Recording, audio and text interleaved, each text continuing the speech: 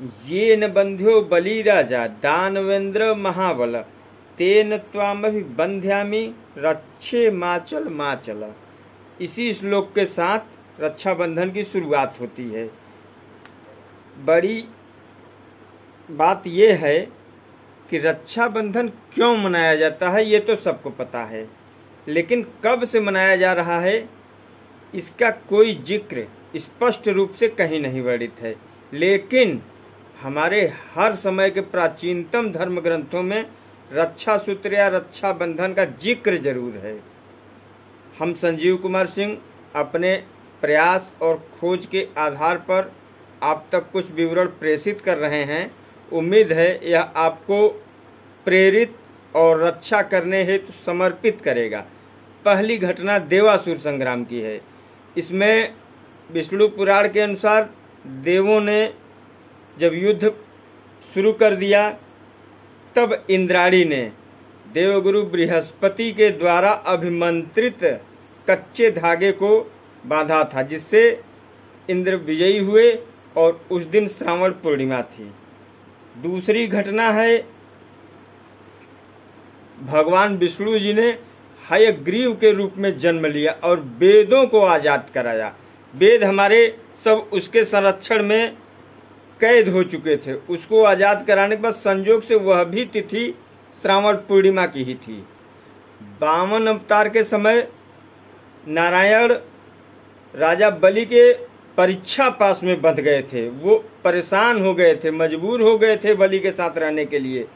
तब माता लक्ष्मी ने राजा बलि को रक्षा सूत्र बांधकर अपने पति को आजाद कराया था और वह भी तिथि श्रावण पूर्णिमा ही थी।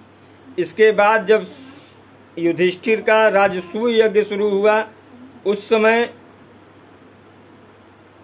शिशुपाल वध के समय भगवान श्री कृष्ण की अंगुली में चोट लग गई तो द्रौपदी ने अपने साड़ी का पल्लू फाड़कर उनकी अंगुली में बांधा था। उस समय भगवान श्री कृष्ण ने द्रौपदी को रक्षा का वचन किया और रक्षा किया। कुछ लोग तो यह भी कहते हैं कि महान सिकंदर की पत्नी ने भी राजा पुरु को रक्षा सूत्र बांधकर पति के प्राणों की रक्षा हेतु आग्रह किया था और फिर युद्ध रोक दिया गया था उसी समय। लेकिन रक्षाबंधन पर राजमाता कर्णावती और हुमायूं की चर्चा न हो तो रक्षाबंधन का जिक्र अधूरा सा लगता है। उस समय बड़े कठिन दौर था। गुजरात के शाह बहादुर शाह ने रानी कर्णावती के नाराज सामंतों को उकसावे में लेकर उनको बहकाकर फुसलाकर उनके सहयोग से विद्रोह करने का प्रयास किया और बहादुर शाह ने आक्रमण कर दिया राजपुताने पे। रानी कर्णावती बेबस थी। उन्होंने तुरंत हुमायूं को राखी भेजी। हुमायूं बंगाल विजय की तैयारी कर रहे थे, वो ग्वालियर के आसपास थे। लेकिन अब उन्हें बंगाल विजय का अभियान रोक करके तुरंत चित्तौड़गढ़ आना पड़ा। वहां आते आते इतनी देर हो गई कि सब कुछ तहस नहस हो चुका। कर्णावती ने अपने को जौहर व्रत का पालन किया और सब कुछ स्वाहा हो गया।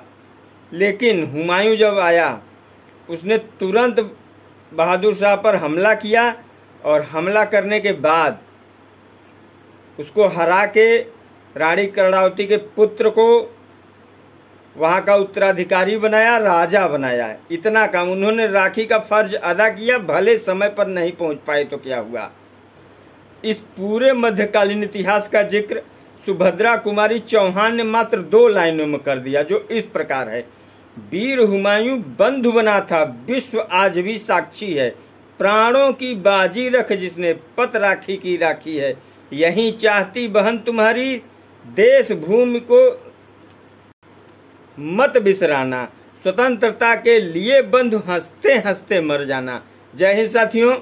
चाहे जो कुछ भी हो, लेकिन रक्षाबंधन में रक्षा का जो जिक्र है उसे जरूर याद करना है।